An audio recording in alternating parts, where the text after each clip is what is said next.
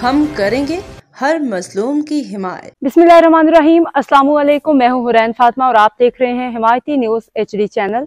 नजर डालते हैं आज की अहम खबरों पर। पंजाब हुकूमत ने सनतों से निकलने वाला जहरीला कचरा मवाद नहरों नालों में फेंकने में पाबंदी आयद कर दी और वेस्ट ट्रीटमेंट प्लांट्स के बगैर सोसाइटियां बंद करने का फैसला कर लिया।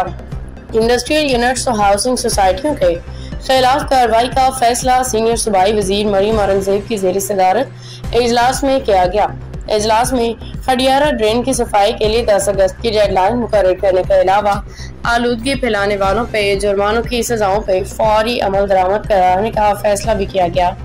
इजलास में सनतों से निकलने वाले जहरीले कचरे और मवाद को नहरों नालों में फेंकने पर पाबंदी आयद की गई। इसके अलावा वेस्ट ट्रीटमेंट प्लांट्स लगाने के लिए सनतों को बिलासूद कर्जे देने का फैसला भी किया गया। मरियम औरंगजेब ने हिदायत की कि कायद-ए-आज़म इंडस्ट्रियल एस्टेट में वेस्ट वाटर प्लांट फौरी लगाया जाए। 31 अगस्त तक मुकम्मल हेल्थ सर्वे पेश किया जाए। इजलास को बताया गया कि जहरीले सनती कचरे से हैजा, टाइफाइड, फेफड़ों का कैंसर फैल सकता है। अब तक के लिए इतना ही। मजीद खबरों और अपडेट्स के लिए देखते रहें हिमायती न्यूज HD चैनल।